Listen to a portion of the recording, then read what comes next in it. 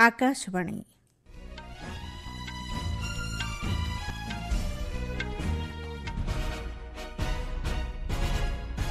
संवाद पढ़ुछंती सरिता साहू। बन्या स्थिति समीक्षा करने आसंता मंगलवार दिन पंजाब गस्त करेंगे प्रधानमंत्री।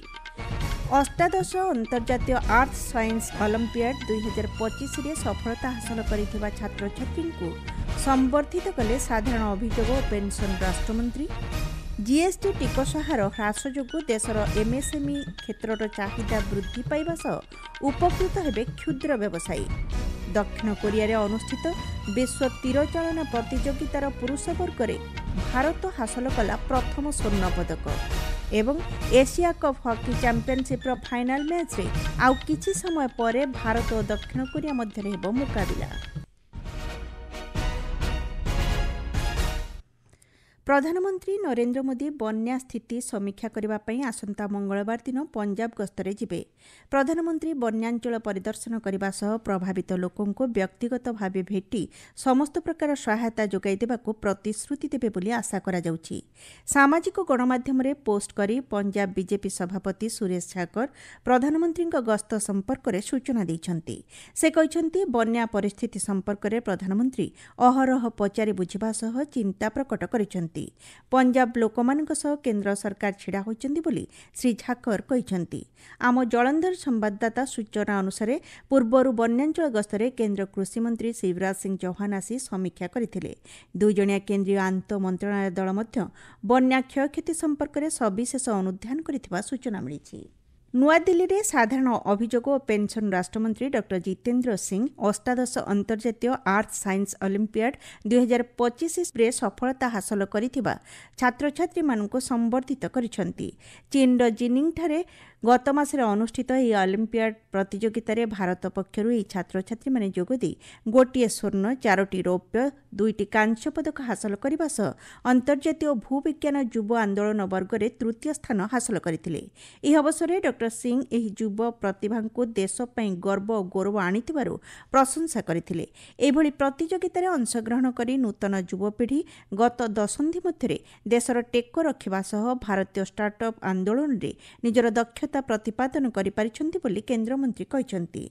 जातीय शिक्षा नीति 2020 अधीन रे देशर प्रतिभावान युवक माने विभिन्न स्थान रे निजर प्रतिभा साब्यस्त करी विभिन्न स्तर रे सुनाम अर्जन करि पारिछंती बोली केंद्रमंत्री उल्लेख करिछंती। सरकारक पक्षरु जोगाई दिया जाउथबा विभिन्न सुजोगर सदुपयोग करी एही छात्र छात्री माने विज्ञान ज्योति छात्रवृत्ति फेलोशिप एवं गवेषणा अनुदान माध्यम रे एहार सदुपयोग करिबा पई केंद्रमंत्री आह्वान दैछंती। प्रधानमंत्री नरेंद्र मोदी श्री नारायण गुरुଙ୍କ जयंती अवसर में श्रद्धांजलि ज्ञापन करिसेंती। समाज प्रति तांकर अवदान एवं त्याग विषय श्री मोदी सामाजिक गणमाध्यम रे पोस्ट करी कहिसेंती समाज रे समानता भातृभाव प्रतिष्ठा करने दिगरे स्वर्गत गुरुଙ୍କ अवदान अविस्मरणीय। समाज संस्कार तथा शिक्षार प्रचार दिगरे श्री नारायण गुरुଙ୍କ प्रचेष्टा सर्वदा युवपीढ़ी प्रेरणार उत्स होई रहइबो बोली प्रधानमंत्री कहिसेंती। बिहार मुख्यमंत्री नीतीश कुमार आज मुख्यमंत्री महिला रोजगार योजनार शुभारंभ करिसेंती। महिला मानकु रोजगारक्षम करबा एही नूतन योजनार लक्ष्य रहिछि। योजना को अधिक लोकप्रिय करबा पई मुख्यमंत्री प्रचार अभियान शुभारंभ करबा सह ए संपर्कित पोर्टाल उन्मोचन करिसेंती। एही योजना अधीन रे प्रत्येक परिवार जणे महिला को निजर पसंद मुताबक व्यवसाय करबा पई आर्थिक सहायता जोगाई दिया जिवो। योग्य हिताधिकारी मानकु प्रथम किस्ती रे डीबीटी माध्यम रे 10,000 टंकार सहायता राशि जोगाई दिया जिवो। बिहार ग्रामीण विकास विभाग एही योजनार नोडाल अधिकारी रहिसेंती। आवश्यक पड़िले महिला मानकु अतिरिक्त 2 लाख टंका पर्यंत सहायता राशि जोगाई दिया जिवो बोली सूचना मिलिछि। एही योजना अंतर्गत ग्रामीण स्थानीय बजार किंबा हाट को मध्य विकसित करा जिवो। आपण माने संवाद सुनुछंती आकाशवाणी रो। चलित स्वाधीनता दिवस अवसर में ऐतिहासिक लालकिल्लारू प्रधानमंत्री नरेंद्र मोदी दीपावली सुधा परवर्ती पीढ़ी जीएसटी संस्कार कार्य करने नहीं घोषणा करते।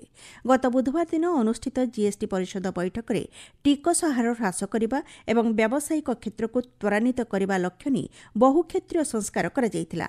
साधारण लोकों जीवन में सुविधा सुजोग को दृष्टि रखी सरकार अर्थनीति जीएसटी परिषद क्षेत्र में टिकस ह्रास करने को निष्पत्ति नहीं। अणु କ୍ଷୁଦ୍ର ଏବଂ ମଧ୍ୟମ ଉଦ୍ୟୋଗ ଏମ୍ଏସ୍ଏମ୍ଇ କ୍ଷେତ୍ରରେ ମଧ୍ୟ ଜିଏସ୍ଟି ଟିକସ ହାରରେ ସରକାର ପରିବର୍ତ୍ତନ ଆଣିଛନ୍ତି, ଯାହାଦ୍ୱାରା ଅନେକ କ୍ଷୁଦ୍ର ବ୍ୟବସାୟୀ ଉପକୃତ ହୋଇପାରିବେ। ପରିଷଦ ବୈଠକରେ 4ସ୍ତରୀୟ ପରୋକ୍ଷ ଟିକସ ହାରକୁ ସରକାର 2 ସ୍ତରକୁ ଆଣି 5% ଏବଂ 18%ରେ ସୀମିତ ରଖିଛନ୍ତି। ଏହି ନୂତନ ନିୟମ ଆସନ୍ତା 22 ତାରିଖରୁ ଲାଗୁ ହେବା ନେଇ ସୂଚନା ମିଳିଛି। ଦକ୍ଷିଣ ଏସିଆର ଭାରତ ଏବଂ କେତେକ ଦେଶର ଗଭୀର ଲୋହିତ ସାଗର ଭିତରେ ଯାଇଥିବା ଇଣ୍ଟରନେଟ୍ କେବୁଲରେ ତ୍ରୁଟି ପରିଲକ୍ଷିତ ହୋଇଛି। ଫଳରେ ସାଉଦି ଆରବିଆ, ପାକିସ୍ତାନ, ସଂଯୁକ୍ତ ଆରବ ଏମିରେଟ୍ସ ତଥା ଭାରତରେ ଇଣ୍ଟରନେଟ୍ ସେବା ବ୍ୟାହତ ହୋଇଛି। ନେଟଫ୍ଲିକ୍ସ ସୂଚନା ଅନୁସାରେ ଇଣ୍ଟରନେଟ୍ ସେବା ଭାରତ ସବୁଠାରୁ ଅଧିକ ପ୍ରଭାବିତ ହୋଇଛି।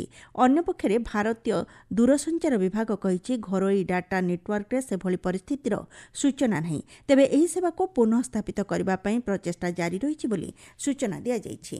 ଜାପାନ ପ୍ରଧାନମନ୍ତ୍ରୀ ପଦରୁ ଶିଗେରୁ ଇଶିବା ଆଜି ଇସ୍ତଫା ଦେଇଛନ୍ତି।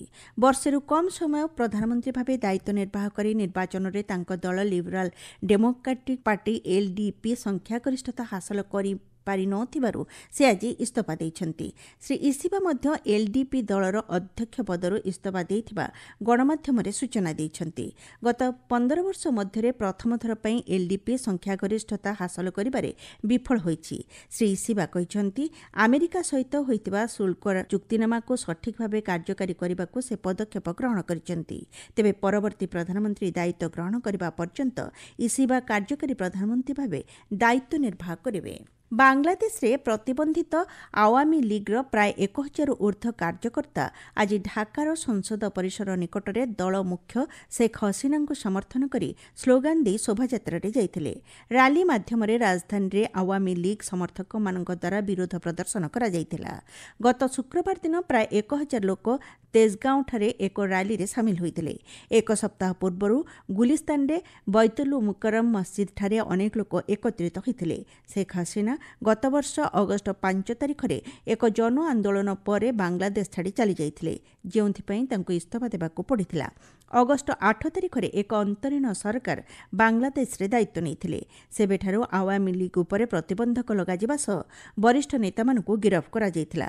ଗତବର୍ଷ ଜୁଲାଇ ମାସରେ ସଂଗଠିତ ବିଦ୍ରୋହ ପରେ ଶେଖ୍ ହସିନାଙ୍କ ସମେତ ଅନ୍ୟ ବରିଷ୍ଠ ନେତାଙ୍କ ଉପରେ ଏହି ମାନବିକ ଅପରାଧ ପାଇଁ ଦୋଷାରୋପ କରାଯାଇଥିଲା। ଏହି ପ୍ରତିବନ୍ଧକ ପରେ ମଧ୍ୟ ଆୱାମୀ ଲିଗ୍ର କାର୍ଯ୍ୟକର୍ତ୍ତାମାନେ ଢାକା ସମେତ ଦେଶର ଅନ୍ୟାନ୍ୟ ସ୍ଥାନରେ ବିଦ୍ରୋହ ପ୍ରଦର୍ଶନ କରୁଛନ୍ତି। ଚଳିତ ବର୍ଷର ଅନ୍ତିମ ପୂର୍ଣ୍ଣଗ୍ରାସ ଚନ୍ଦ୍ରଗ୍ରହଣ ଆଜି ଦୃଶ୍ୟମାନ ହେବ।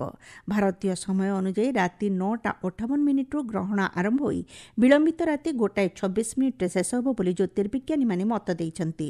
ଚନ୍ଦ୍ରଗ୍ରହଣକୁ ଦୃଷ୍ଟିରେ ରଖି ପୁରୀ ଶ୍ରୀମନ୍ଦିରରେ ସ୍ୱତନ୍ତ୍ର ନୀତିକାନ୍ତି ଅନୁଷ୍ଠିତ ହୋଇଛି। ଦକ୍ଷିଣ କୋରିଆର ଗ୍ୱାଙ୍ଗଜୁଠାରେ ଅନୁଷ୍ଠିତ ବିଶ୍ୱ ତୀର ଚାଳନା ପ୍ରତିଯୋଗିତାରେ ଭାରତ ପୁରୁଷ ବର୍ଗରେ ପ୍ରଥମ ସ୍ୱର୍ଣ୍ଣପଦକ ହାସଲ କରିଛି। ଫ୍ରାନ୍ସକୁ 235-233ରେ ପରାସ୍ତ କରି ଭାରତ ଏହି ସଫଳତା ହାସଲ କରିଛି। ପୂର୍ବରୁ ଭାରତର ଜ୍ୟୋତି ସୁରେଖା ଭେନମ୍ ଏବଂ ରିଷଭ ଯାଦବ ଯୋଡ଼ି ନେଦରଲ୍ୟାଣ୍ଡସଠାରୁ ପରାସ୍ତ ହୋଇ ରୌପ୍ୟ ପଦକ ହାସଲ କରିଛି। ଭାରତର 23 ବର୍ଷୀୟ ରିଷଭ, ଅମନ ସାଇନି ଏବଂ ପ୍ରଥମେଶ ଫ୍ୟୁଜ୍ଙ୍କ ଦଳରେ ଲଢ଼ୁଆ ଖେଳ ପ୍ରଦର୍ଶନ କରି ସ୍ୱର୍ଣ୍ଣପଦକ ବିଜୟରେ ପ୍ରମୁଖ ଭୂମିକା ଗ୍ରହଣ କରିଛନ୍ତି। ପୁରୁଷ ଏସିଆ କପ୍ ହକି ଚାମ୍ପିୟନସିପ୍ର ଟାଇଟଲ ହାସଲ ପାଇଁ ବିହାରର ରାଜଗିରଠାରେ ଭାରତ ଓ ଦକ୍ଷିଣ କୋରିଆ ମଧ୍ୟରେ ଆଉ କିଛି ସମୟ ପରେ ଫାଇନାଲ ମ୍ୟାଚ୍ ଖେଳାଯିବ। ପୂର୍ବରୁ 3 ଥର ଏସିଆ କପ୍ ଟାଇଟଲ ହାସଲ କରିଥିବା ଭାରତୀୟ ଦଳ ଏବଂ ପୂର୍ବତନ ଚାମ୍ପିୟନ ଦକ୍ଷିଣ କୋରିଆ ମଧ୍ୟରେ ସଂଘର୍ଷପୂର୍ଣ୍ଣ ଖେଳ ହେବ ବୋଲି ଆଶା କରାଯାଉଛି। ଚଳିତ ଏସିଆ କପ୍ ହକି ଚାମ୍ପିୟନସିପ୍ ପ୍ରତିଯୋଗିତାରେ ଭାରତୀୟ ଦଳ ଏପର୍ଯ୍ୟନ୍ତ ଅପରାଜୟ ରହିଛି। ଆଜିର ମ୍ୟାଚ୍ରେ ବିଜୟୀ ହେଲେ ଭାରତ ନେଦରଲ୍ୟାଣ୍ଡ ଏବଂ ବେଲଜିୟମରେ ଅନୁଷ୍ଠିତ ହେବାକୁ ଥିବା ଆଗାମୀ ହକି ବିଶ୍ୱକପ୍ ପ୍ରତିଯୋଗିତା ପାଇଁ ନିଜର ସ୍ଥାନ ପକ୍କା କରିବ। ଆଜି ଅପରାହ୍ନରେ ପ୍ରତିଯୋଗିତାରେ ଏକ ଲିଗ୍ ମ୍ୟାଚ୍ରେ ଅନୁଷ୍ଠିତ ମ୍ୟାଚ୍ରେ ଜାପାନ ବାଂଲାଦେଶକୁ 6-1ରେ ପରାସ୍ତ କରି ପଞ୍ଚମ ସ୍ଥାନ ହାସଲ କରିଛି। ମୁଖ୍ୟ ସମ୍ବାଦ ପୁଣିଥରେ। ବନ୍ୟା ସ୍ଥିତି ସମୀକ୍ଷା କରିବା ପାଇଁ ଆସନ୍ତା ମଙ୍ଗଳବାର ଦିନ ପଞ୍ଜାବ ଗସ୍ତ କରିବେ ପ୍ରଧାନମନ୍ତ୍ରୀ। ଅଷ୍ଟାଦଶ ଅନ୍ତର୍ଜାତୀୟ ଆର୍ଥସ୍ ସାଇନ୍ସ ଅଲିମ୍ପିଆଡ୍ 2025ରେ ସଫଳତା ହାସଲ କରିଥିବା ଛାତ୍ରଛାତ୍ରୀଙ୍କୁ ସମ୍ବର୍ଦ୍ଧିତ କଲେ ସାଧାରଣ ଅଭିଯୋଗ ଓ ପେନ୍ସନ୍ ରାଷ୍ଟ୍ରମନ୍ତ୍ରୀ। जीएसटी टिकस हार ह्रास जोगु देशर एमएसएमई क्षेत्रर चाहिदा वृद्धि पाइबा सह उपकृत हेबे क्षुद्र व्यवसायी। दक्षिण कोरिया अनुष्ठित विश्व तीरचालना प्रतियोगितार पुरुष वर्ग में भारत हासिल कला प्रथम स्वर्ण पदक एवं Asia cup hockey championship final match रे आउ किछि समय पर भारत और दक्षिण कोरिया मध्य मुकाबिला। संवाद शेष है।